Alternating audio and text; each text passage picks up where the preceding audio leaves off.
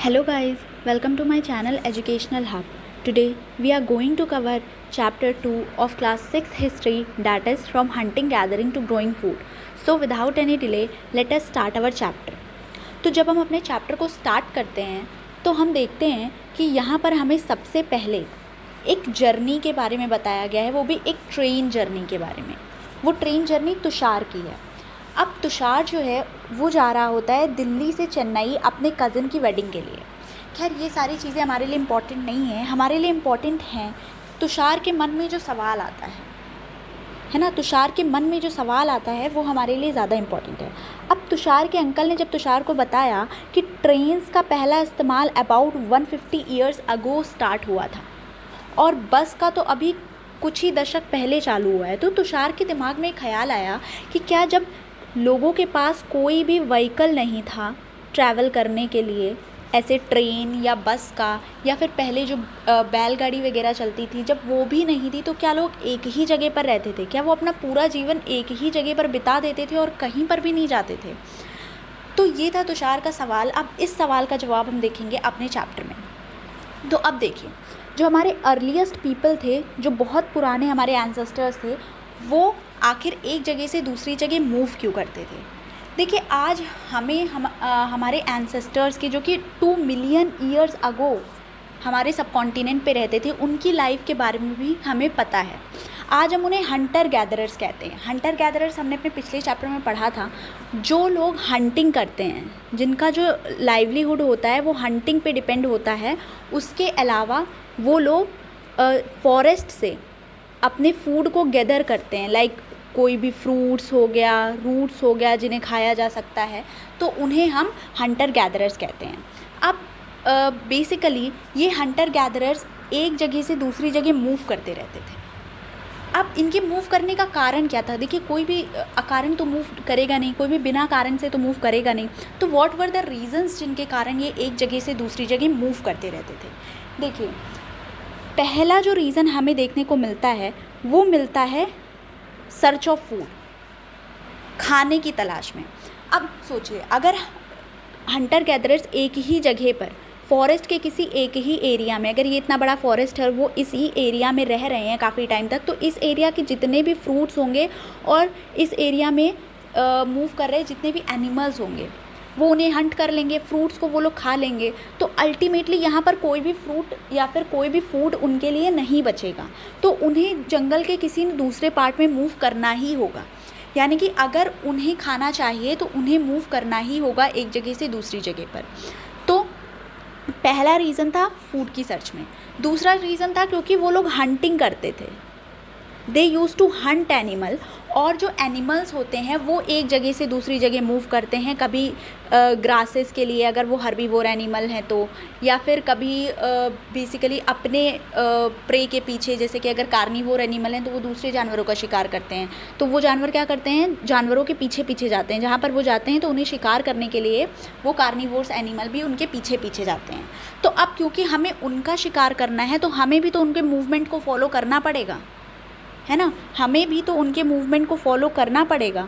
तो जानवरों के मूवमेंट को फॉलो करने के लिए, क्योंकि हमें उन्हें हंट करना है, हमें उन्हें उनका शिकार करना है और फिर उन्हें अपना भोजन बनाना है, इस वजह से भी उन्हें मूव करना पड़ता था। तो दूसरा रीज़न था टू हंट एनिमल्स। एनिमल्स को हंट करने के लिए उन्हें एक जगह से दूसरी जगह मूव करना पड़ता था। अब जो तीसरा रीज़न था वो ये था कि सीज़नल फ्रूट्स के लिए, सीज़नल फ्रूट्स के लिए। अब बहुत सारे ऐसे पेड़ होते हैं जिनमें फल किसी एक पर्टिकुलर सीज़न में आते हैं, जैसे मैंगो जो होता है वो सिर्फ गर्मी के सीज़न में आता है। यानी कि अगर वो मान लीजिए किसी ऐसे एरिया में है जहाँ पर आम के बहुत सारे पेड़ हैं, तो गर्मियों के मौसम में तो उन्हें फ्रूट्स मिल जाएंगे आराम से खाने के लिए, लेकिन सर्दियों के मौसम में तो वो वहाँ नहीं रह सकते ना, विंटर्स में तो वो वहाँ नहीं रह सकते, उन्हें कहीं और मूव करना ही पड़ेगा दूसरे फ्रूट्स के लिए। तो इसी वजह से बेसिकली सीजनल प्लांट और अब फ्रूट के लिए वो एक जगह से दूसरी जगह मूव करते थे। अब चौथा रीज़न था पानी के लिए, वाटर, जो कि बहुत ज़रूरी होता है। तो देखिए, कुछ रिवर्स तो पेरिनियल होती हैं। पेरिनियल मतलब जिनमें पूरे साल पानी रहता है, पर कुछ ऐसी होती हैं जो कि गर्मियों के मौसम में या ठंडियों के मौसम में सूख जाती हैं। तो अगर मान लीजिए वो किसी ऐसी रिवर के किनारे पर वो रह रहे हैं जो रिवर गर्मियों में या सर्दियों में सूख जाती है, तो उन्हें ऐसी जगह जाना पड़ेगा, उन्हें ऐसी जगह के लिए मूव करना पड़ेगा जहाँ पर वाटर की अवेलेबिलिटी हो, यानी कि पानी की तलाश में वो एक जगह से दूसरी जगह मूव करते थे। अब ये तो हो गया उनका रीज़न मूव करने का। हमें इन लोगों के बारे में कैसे पता चला, how do we know about these people. अब देखिए, जो आर्कियोलॉजिस्ट होते हैं, आर्कियोलॉजिस्ट के बारे में हमने पढ़ा था कि ये ऐसे लोग होते हैं जो कि पुराने टाइम पर जो ऑब्जेक्ट्स, जो बिल्डिंग हमें मिलते हैं उसकी स्टडी करते हैं। तो आर्कियोलॉजिस्ट को हंटर गैदरर्स के द्वारा बनाए गए कुछ सामान मिले हैं जिनको उन्होंने अपने टाइम पर यूज़ किया होगा। तो ये बेसिकली हमें टूल्स मिले हैं, टूल्स वो भी स्टोन के, वुड के, बोन के। अब देखिए, वुड जो है, बोन जो है, वो तो डिकम्पोजेबल चीज़ है ना, वो डिकम्पोज हो सकती है, पर स्टोन इम्पेरिशेबल सब्सटेंस है। इस स्टोन टूल्स जल्दी ख़राब नहीं होते, इसी वजह से जिन टूल्स ने सबसे अच्छे से सर्वाइव करा है वो हैं स्टोन टूल्स। अब इनमें में से स्टोन टूल्स का या फिर बाकी टूल्स का वो यूज़ क्या करते थे, देखिए, वो मीट को और बोन को कट करने के काम आता था, बार्क को, ट्री से बार्क को यानी कि पेड़ से छालों को स्क्रैप करने के काम आता था, एनिमल स्किन निकालने के काम आता था, फ्रूट्स को, रूट्स को चॉप करने के काम आता था। और कुछ टूल्स पर तो वो लोग हैंडल अटैच कर देते थे, अटैच कर देते थे, तो ये देखिए ऐसे भाला टाइप कुछ बन जाता था, है ना। तो इससे उनकी हंटिंग में उनको हेल्प होती थी। कुछ टूल्स का वो यूज़ करते थे लकड़ियाँ काटने के लिए, जिससे बाद में वो एज अ फायर, जिन लकड़ियों को बाद में वो एज अ फायरवुड यूज़ कर सकें, यानी कि आग जलाकर गर्मी दे सकें खुद को, या फिर मीट को रोस्ट कर सकें। अब ये देखिए कुछ इमेजेस बनी हैं जिसमें फर्स्ट इमेज में बेसिकली ये क्या कर रहे हैं, ये ग्राउंड को डिग कर रहे हैं, इस पेड़ को निकालने के लिए ये ग्राउंड को डिग कर रहे हैं। दूसरे में एनिमल स्किन को ये स्टिच कर रहे हैं ताकि ये उसे एज अ क्लोथ इस्तेमाल कर पाएँ। अभी देखिए यहाँ पर भी ये टूल का एक एग्जांपल है, यहाँ पर ये टूल्स बना रहे हैं। अब हम बात करेंगे कि इन्होंने कैसी जगहों पर रहना चूज़ करा। क्या ये सारी जगहों पर रहते थे या फिर ऐसा कोई स्पेशल लैंडफॉर्म था जिन पर रहना इन्हें पसंद था। अब देखिए, यूजुअली ये ऐसे एरिया को चूज़ करते थे जहाँ पर पानी की अवेलेबिलिटी हो, यानी कि वाटर के सोर्स के पास ये रहना पसंद करते थे। अब देखिए यहाँ पर एक मैप दिया हुआ है, इस मैप में आपको सबसे पहले देखना है पैलियोलिथिक साइट। पैलियोलिथिक साइट यानी कि जब ये लोग पत्थरों के टूल्स का इस्तेमाल कर रहे थे, हंटर गैदरर्स थे, उस वक्त ये बेसिकली कहाँ पर रहते थे। तो देखिए यहाँ पर आपको कुछ पैलियोलिथिक साइट्स देखने को मिल जाएंगी। पहला ये कुरनूल केव्स, फिर ये हुंसगी और भीमबेटका। ये कुछ पैलियोलिथिक साइट्स हैं जहाँ पर हमें इनके एविडेंस देखने को मिलते हैं, इन हंटर गैदरर्स के एविडेंस देखने को मिलते हैं। तो पहला जो एक इन्फॉर्मेशन है इनके बारे में कि ये ऐसी जगहों को चूज़ करते थे जो कि पानी के सोर्स के पास हों। दूसरा, I think I missed one page here, but मैं आपको उसके बारे में बता देती हूँ। दूसरा, वो ऐसी जगहों को चूज़ करते थे जहाँ पर स्टोन की क्वालिटी अच्छी हो। देखिए, स्टोन की क्वालिटी से उनका क्या लेना देना, क्योंकि देखिए वो लोग यूज़ करते थे स्टोन टूल्स को। अब अगर उन्हें स्टोन टूल्स अच्छे चाहिए, क्योंकि वो उनके हंटिंग के काम आते थे, अब अगर उन्हें स्टोन टूल्स अच्छे चाहिए तो उन्हें अच्छे क्वालिटी का स्टोन भी चाहिए होगा। इसी वजह से साथ साथ वो ये ट्राई करते थे कि वो ऐसी जगह को चूज़ करें जहाँ पर उन्हें अच्छी क्वालिटी का स्टोन मिल सके। अब देखिए, इसके अलावा हमें एक साइट के बारे में जो हमने बात करी, भीमबेटका देखिए प्रेजेंट डे मध्य प्रदेश की साइट है। लोगों ने इन नेचुरल केव्स को, यहाँ पर नेचुरल केव्स पाई जाती हैं, यानी कि नेचुरल गुफाएं, इस जगह को इस वजह से चूज़ करा था क्योंकि ये जो केव्स होती हैं ये शेल्टर प्रोवाइड करती हैं रेन से, हीट से, विंड से। और ये जो रॉक शेल्टर्स हैं ये नर्मदा वैली के पास हैं। याद करिए, हमने अपने फर्स्ट चैप्टर में पढ़ा था कि हंटर गैदरर्स बहुत ईयर्स पहले नर्मदा वैली में रहते थे, है ना। तो ये हो गई उनकी बात। अब यहाँ पर एक और चीज़ है रॉक पेंटिंग्स के बारे में। रॉक पेंटिंग्स हमें देखने को मिलती हैं भीमबेटका की केव्स में, और ये काफ़ी बेहतरीन एग्जाम्पल है उनका, कह लीजिए उनकी क्रिएटिविटी का। उन लोगों ने बेसिकली कोई हंटिंग सीन को कहीं बना रखा है, या ज़्यादातर उनकी जो पेंटिंग्स हैं वो हंटिंग सीन से रिलेटेड हैं। यहाँ पर जो एनिमल्स हैं उनको बहुत एक्यूरेसी से ड्रॉ करा गया है, ह्यूमंस को बहुत एक्यूरेसी से ड्रॉ करा गया है, ये उनकी पेंटिंग के स्किल को दिखाता है। तो ये हो गई उनकी बात। और ये देखिए यहाँ पर एक केव है, ये केव है जहाँ पर ये देखिए पास में सोर्स ऑफ वाटर भी है और ये केव भी है, तो ये लोग यहाँ पर आराम से रह सकते थे। ठीक है, अरे ये पेज तो है, हाँ ये देखिए, ये हो गई यहाँ पर पेंटिंग्स की बात हमने कर ली, गुड क्वालिटी स्टोन वाले पॉइंट की बात कर ली। ये एक पिक्चर है, ये एक इमेज है जिसमें आप देख सकते हैं कि ये ऐसे नेचुरल केव्स हैं यहाँ पर, जिसमें वो रह सकते थे आराम से और ख़ुद को प्रोटेक्ट कर सकते थे। ये है उन पेंटिंग्स का एग्जाम्पल। ये देखिए उन्होंने ड्रॉ करा है, यूजुअली ये देखिए जानवरों को ड्रॉ करा है, उसके ऊपर ये इंसान बैठे हैं। तो ये तो हो गया उनकी पेंटिंग का एग्जाम्पल। अब हम बात करते हैं फायर की। तो अब हमें कैसे पता चला कि उन लोगों को आग के बारे में पता था। देखिए जो हमने कुरनूल केव देखा, कुरनूल केव जो कि एक पैलियोलिथिक साइट है, यहाँ पर हमें राख का ट्रेस मिला है, एशेस का हमें ट्रेस देखने को मिला है। इससे हमें ये पता चलता है कि वो फायर के यूज़ से फेमिलियर थे।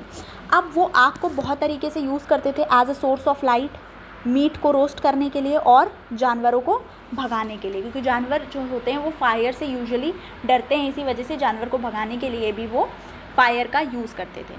अब यहाँ पर बेसिकली देखिए एक डिवीज़न दिया हुआ है, डिवीज़न किसका, टाइम का। अब जब जितने टाइम तक ह्यूमन ने स्टोन का इस्तेमाल करा है, स्टोन को एज अ टूल इस्तेमाल करा है और किसी भी मेटल के बारे में उन्हें नहीं पता था, उसे हम स्टोन एज कहते हैं। और ये जो स्टोन एज है ये 3 पीरियड में डिवाइडेड है। पहला है पैलियोलिथिक पीरियड। पैलियोलिथिक पीरियड देखिए 2 ग्रीक वर्ड से आता है, पहला पैलियो जिसका मतलब होता है ओल्ड और दूसरा लिथोस जिसका मतलब होता है स्टोन।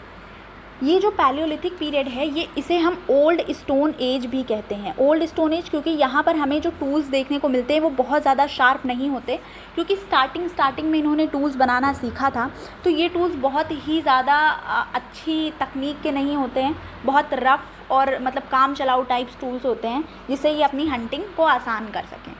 तो इसका जो टाइम पीरियड है वो है 2 मिलियन ईयर्स एगो से 12,000 ईयर्स एगो तक। ये आता है आपका पैलियोलिथिक टाइम पीरियड।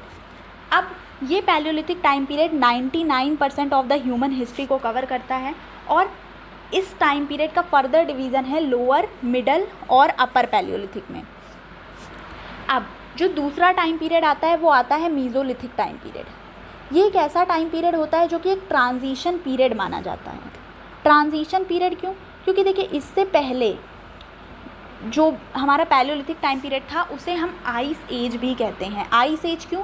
क्योंकि इस वक्त जो क्लाइमेटिक कंडीशंस थी वो बहुत ठंडी थी। पर जब मीज़ोलिथिक पीरियड आता है हमारा अराउंड 12,000 ईयर्स अगो से 10,000 ईयर्स अगो इसका टाइम पीरियड है, तो यहाँ पर हमारा जो क्लाइमेट है वो धीरे धीरे वार्म कंडीशंस की तरफ शिफ्ट होना स्टार्ट कर देता है। और इसी टाइम पर हमारा जो टूल मेकिंग था, जो हम टूल्स बना रहे थे, वो और ज़्यादा कह लीजिए मॉडर्न होता है। और पहले पैलियोलिथिक टाइम पर बेसिकली हम जो टूल्स बना रहे थे, अब हम उससे छोटे टूल्स बना रहे थे, स्मॉल टूल्स हमने बनाए थे जिनको माइक्रोलिथ कहा जाता है। देखिए माइक्रोलिथ में ही माइक्रो है यानी कि छोटा, और लिथ यहाँ पर स्टोन के लिए यूज़ हुआ है। ठीक है, तो इन टूल्स को माइक्रोलिथ कहा जाता था। और माइक्रोलिथ को कभी कभी बोन के या फिर वुड के हैंडल से लगा देते थे, वुड के हैंडल से उसको टाई कर देते थे, तो उससे उन लोगों ने काफ़ी और टूल्स भी बनाए थे, जैसे कि सॉ एंड सिकल। अब देखिए क्या पुराने जो टूल्स जो पैलियोलिथिक टाइम पर बने थे वो क्या कम्प्लीटली बंद हो गए थे मीज़ोलिथिक टाइम पर? देखिए ऐसा नहीं है, पुराने टूल्स भी कंटिन्यू थे, पर साथ साथ में नए टूल्स भी हमें देखने को मिल रहे थे। अगली स्टेज जो थी वो थी नियोलिथिक स्टेज। नियोलिथिक, नियो मतलब न्यू, यानी कि न्यू स्टोन एज इसे कहा जाता है, इसे नियोलिथिक रिवोल्यूशन भी कहते हैं। इसका जो टाइम पीरियड है वो है 10,000 ईयर्स एगो से अप्रॉक्स आप मान लीजिए इंडस वैली सिविलाइजेशन के स्टार्ट होने से पहले तक अराउंड 4700 ईयर्स एगो तक मान सकते हैं हम इसे। बाकी इसके बीच में कॉपर एज भी आता है जिसे चैल्कोलिथिक एज भी कहते हैं। तो नियोलिथिक एज में जो टूल्स बन रहे थे वो और ज़्यादा शार्प थे और उसका जो क्वालिटी था वो और ज़्यादा अच्छा था, यानी कि बहुत ज़्यादा शार्प और पॉलिश्ड टूल्स नियोलिथिक पीरियड में बन रहे थे। तो ये तो था हमारा पहला पार्ट जिसमें हमने देखा कि कैसे वो हंटिंग गैदरिंग कर रहे थे, कैसे क्यों मूव कर रहे थे, उनके मूव करने का रीज़न क्या था, कौन कौन सी प्लेस को उन्होंने चूज़ करा था रहने के लिए, फायर का नॉलेज उन्हें था या फिर नहीं था, और साथ साथ में हमने देखा डिवीज़न, टाइम पीरियड का डिवीज़न। ये देखिए एक फायर का एग्जांपल है। अब हम अपने अगले पार्ट में देखेंगे कि इन्वायरमेंट के चेंज होने से क्या इम्पैक्ट पड़ा हमारे सराउंडिंग पर और हमारे एंसेस्टर्स पर, उन्होंने कैसे फार्मिंग और हर्डिंग की तरफ शिफ्ट करा, इसे हम अपने नेक्स्ट पार्ट में देखेंगे। तब तक के लिए thank you so much, bye bye.